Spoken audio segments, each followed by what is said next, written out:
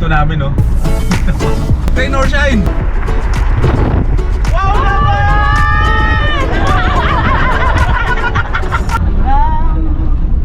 Sa dulo ng walang hanggan. Pwede pa tayo, ni-scam ako nitong tito eh. Yung tito mo na, sinaskam ka pa. Eh kapag sa Maynila ka, pag sinabing malapit, di ba? Kasi malapit. Malapit lang. Kapag sa probinsya, pag sinabing barangay yun. malayo po ba yun? Hindi, dyan lang yun, malapit lang. Yung turo, yung mga taga-probinsya ng mga tito nyo, yung turo hindi sa lugar, tuturo nyo yun sa satellite.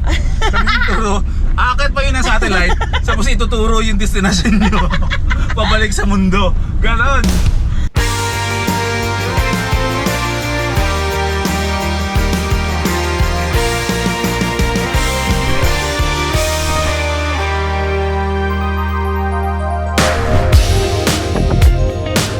Tuloy ang biyahe natin. Welcome back to another episode. Dito pa rin tayo sa Quezon Province.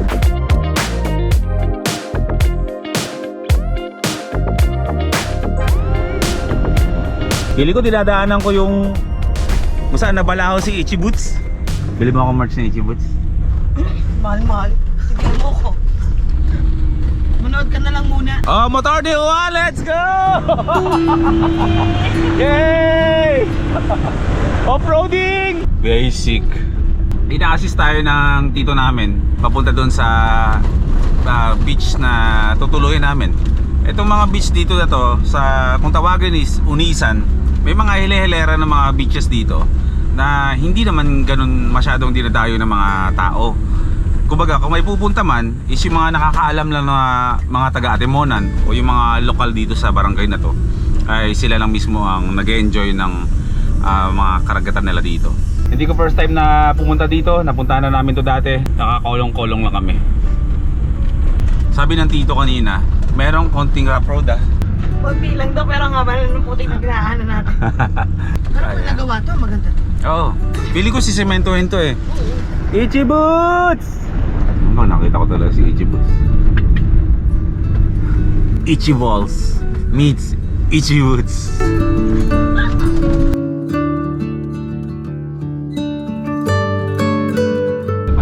Ang lakas na mata da! Masyado lang siyang minamaliit na mga ngilan-ngilan.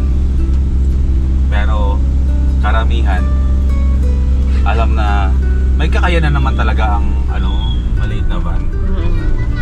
Hindi naman porket minivan to, 600cc to eh mahina. Malakas to. Sa dulo ng walang hanggan. Pwede pa tayo, ni-scam ako nitong tito eh.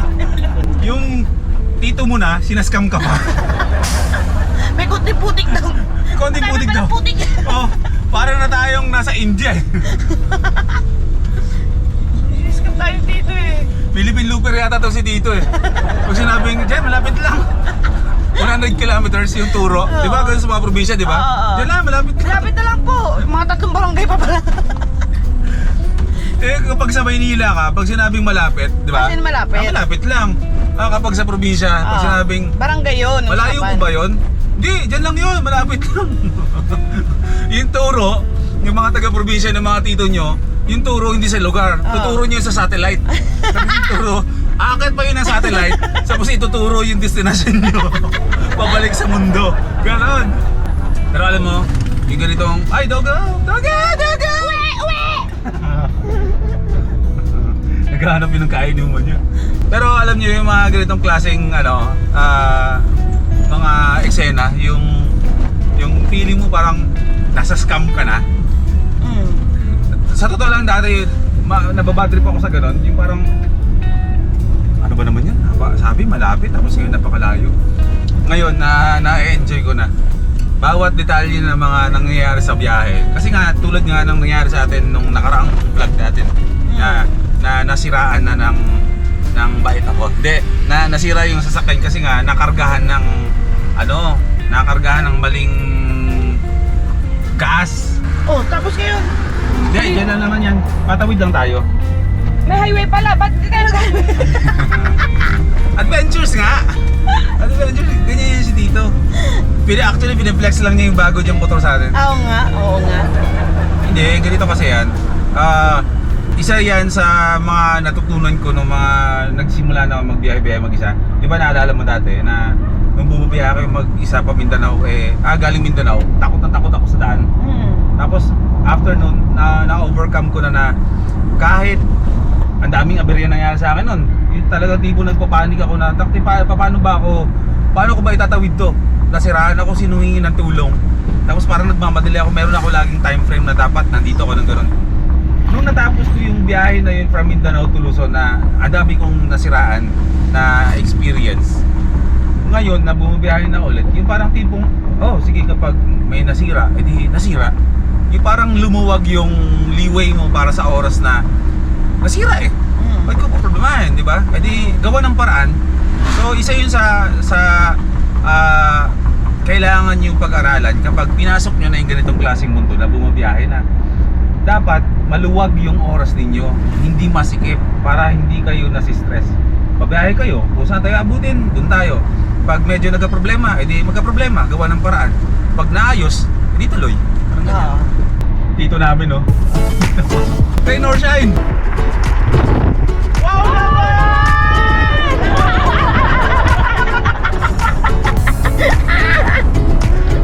Dito Marble Classic talaga yan. Kagwapo niya na dito.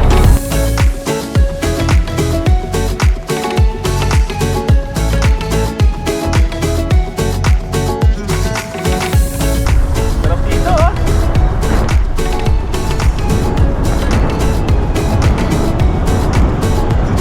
Maraming pwedeng puntahan dito sa ating maunan.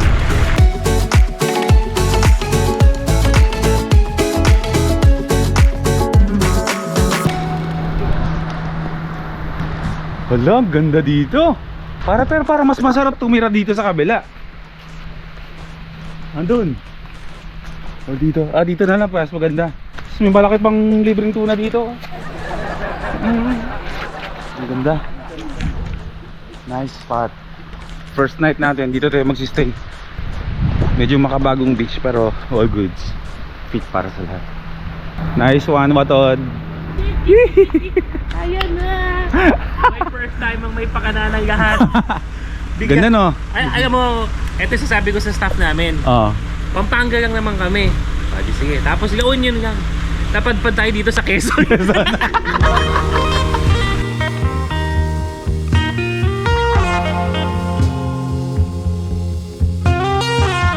Laki naman ang tent mo, bro. Sabi mo kasi yung malaki na eh. Di ba sabi mo sa anong kailangan ko dalhin? Tent bro, yung malaki na. O di na pabigyan ko malaki na. Ang napakalaking tent niya. Mga bukas, makukuha ko na to. Sakto. Gusto mo swap? Yun yung tent namin. Big shoutout muna tayo sa Altitude Outdoor Gear.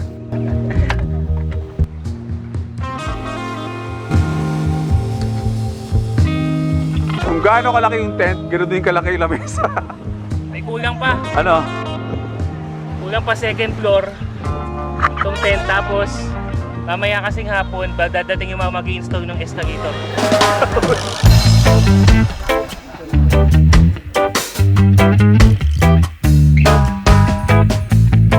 Maganda ang lugar, pero mas maganda pala to kapag nakikita mo sa taas.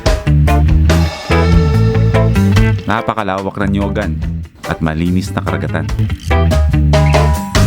Ilang araw pa naman tayo dito.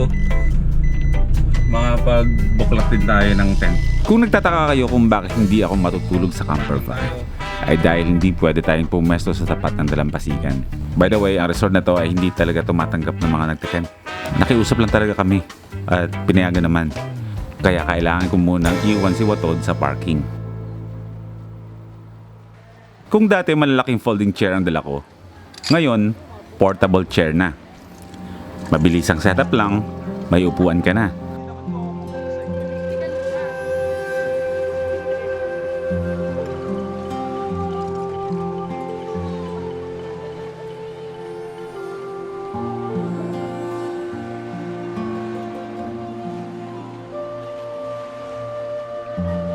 Pagkatapos naman maitayo ang mga tent, saglit muna kami nagpahinga. At sinimulan na namin ang pagluluto ng aming hapunan. Oras na para magluto. Sinet up ko na ang portable F1 ng Altitude Outdoor Gear. Sobrang compact At hindi space consuming sa loob ng van. Konting setup lang, meron ka ng ihawan.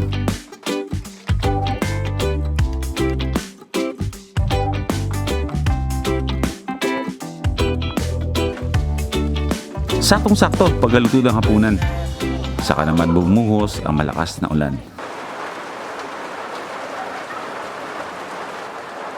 Favorite weather ko talaga ang tag-ulan. Nakaka-relax kasi talaga to sa pakiramdam. Feeling ko kapag umuulan, parang lahat nalilinisan. Dama na yung puso't isipan ko dyan. Nare-refresh ako sa ultimong tunog ng patak ng ulan. At sa wakas nakapaghapunan na. Hindi hilaw, hindi sunog. Ito, hindi ko pa nahalo kasi niwa ko pa lang sa kanina. Bagamat tumila na ang ulan, meron pa rin pagbabadya na baka bumuhos ulit. Kaya sinetap ko na rin ang altitude tarp ko para sure tayo na di tayo papasukin o maanggian ng tubig habang tulog. Kinabukasan,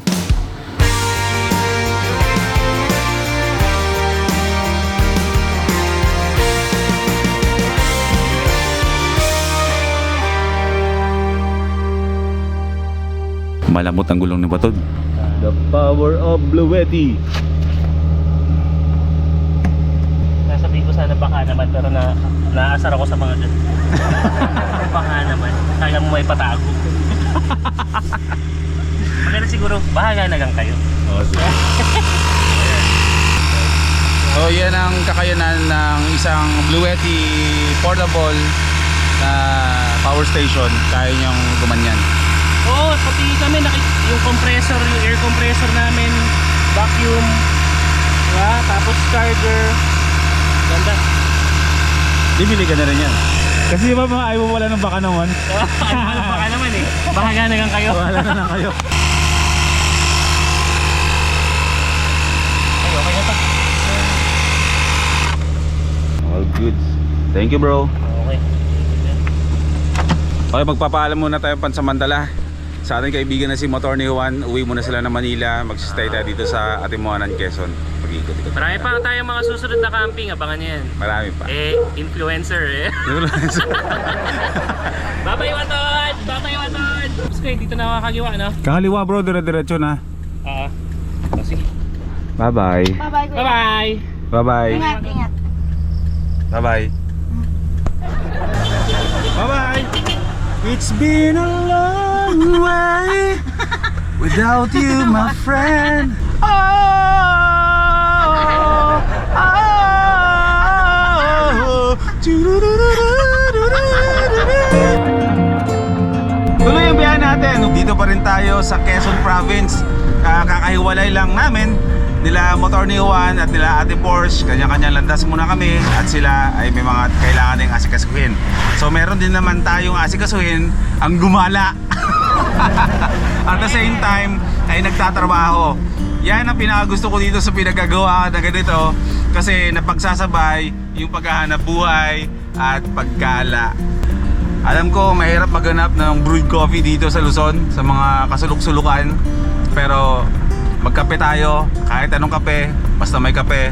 Simulan natin yung araw na to kasama si Watod. Tuloy ang pag-iikot natin dito sa Quezon Province. I go home alone tonight. Truth unfolds. Okay, welcome sa bayan ng Unisan. Unisan, isa siyang bayan sa lalawigan ng Quezon Province. Lahat ng mga mangingisda, dito sila nagdadak dito sa pantalan na yan. Akala ko itong parang maliit na pier na to is tatawid to papunta sa kabilang mga isla, kasi may mga katabing mga isla to pero hindi pala. Lahat ng mangingisda is doon nagdadak and then babagsak dito sa palengking to. Save me. Now I'm ready to be falling, to be living. Come and save me. So simula pa lang ng biyahe natin, maghanap muna kami ng mga kainan, pagkakapihan, at bahala na kung saan tayo dadalhin ni Watod ngayong araw na to.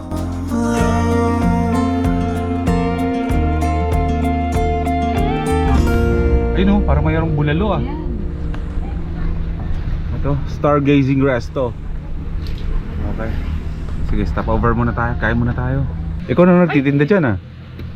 O sige. Isa po nito. Ganito, isa po nito. Dinuguan. Tingnan mo nga to, ang bango. Meron kayo. Hindi. Manok na native po yun, no? Manok na native. Na native tinola. O sige po, isang dinuguan. Then, Ito po. dinuguan tsaka torta. Goto gusto mo? Batangas po. Ang goto kasi namin, mga ilaman loob yan na ito kasi, the basic po yun sa sabaw ko muna ha. Ay, yung sabaw po namin ay ulo ng baka buo nilalagay ko dyan. Kasi hindi ako nagbibidget-burger. Tapos, nilalagyan ko siya ng sipot, kasukha, tapos ginigasa sa atsuete, tsaka yung may mga something pa ako na Chinese na mga gamot na nilalagay para pang paalsa. Herbs. Meron po kayong kape? Kape? Kahit anong kape na lang po. Sige. Welcome to Pitogo. Kakaliwa na tayo going to Gumaka. Magandang decision namin na diniretso namin going to Pitogo, pabalik, paikot ng Gumaka, Quezon. Kasi nga, yung dinaanan namin kahapon is medyo off-road yun, maputik. Baka hindi makatagos kami tayo ni kasama si Watod. Nasa east tayo ng Quezon Province. Coastal roading din ang gaming, pero more on parang forest ganun. Naririnig ko na yung usaping kape, ate. May asukal po yan, wala? Wala po. Gusto niyo po? Eto po, maglalagay ka ba ng asukal? Walang creamer? Ulo. Yung sa akin puro, anong klaseng kape po to? Black. Black na black coffee? Native or native? Stick lang. Stick! Yeah. Nescafe! Sige. Sige po asukal. Asukal na lang po siya, tsaka creamer. At ito naman ang Gotong Batangas dito sa Quezon Province. Hello po. Natin yung sabaw. Sige nga, taste test.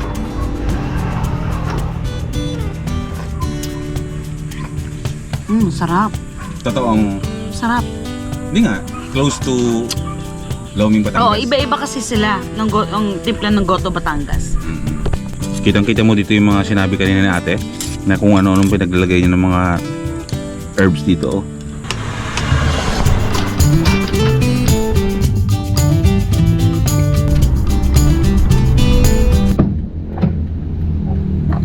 Ano yan? Makakain. Kakain natin, magkain na naman. Aba, mas maganda yung pag nabiyahe, may mga pagkain dala. Lagi may pagkain. Ikaw kasi, ewan ko sa'yo, hindi ka marunong magdala ng mga pagkain mo. Kasi pili ko lagi pag may mga ganyan, parang nag-excursion ako eh. Wow, ganun yun? Oo. Favorite natin to. Kasi malambot, hindi ka makakain ng mga ibang chicken. At least alam mo kung ano yung mga teacher ang pwedeng kumuyain. Dati nga, masarap to eh. Sobrang lasang Milo eh. Diba? Ovaltine eh. Milo, Ovaltine? Oo. Ano ba ibig sabihin ng Milo? Sige nga, matalino ka talaga. Di ba lagi mo sinasabi sa akin matalino ka? Oo naman. Mobi yan, di ba? Chocolate. Anong ibig sabihin ng Milo? M-I-L-O. Wala. Sirip? Pero, Mag-isip ka muna pa kasi. Halo ko matalino. Milo. Wala. Hindi ko alam. Milo. Pag ininom mo yung Milo, anong nasasabi mo? Lasang? Ovaltine. Ovaltine. Yun ang ibig sabihin ng Milo. Masarap inumin, lasang Ovaltine. Oo nga no.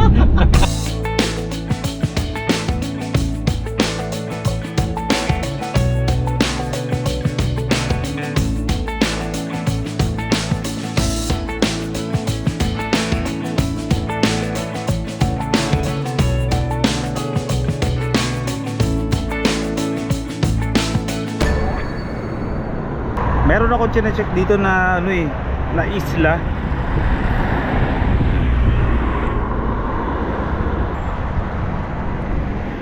Okay, nasa boundary muna tayo ng Plaridel, Quezon. Ito yung galing Gumaka. Huminto muna ako dito para magpahangin-hangin sa seaside kung tawagin, coastal road. Meron ako tinitignan dito sa mapa na isla ng Alabat. Hindi naman ngayon agad to, pero nasa plano ko yung isla na tong Alabat Island. Is itong island na to na nasa harapan ko, na kung saan merong sakay ng barko dito sa bayan ng Atimonan. Pero pag tinignan ko sa mapa, pag niladiretso ko papuntang on the way to Kamsur, basta hindi naman naabot ng Kamsur, mas maikli yung babiyahin ng gamit yung pangkargatang sasakyan. Niisip ko, pinaplano ko or balak ko, tatawid tayo dyan sa isla na yan. Gagawa tayo ng series of van life vlogs dyan sa isla na yan. Marami na nagsasabi sa akin dati na puntahan ko or tumawid ako ng Alabat Island. Why not, di ba?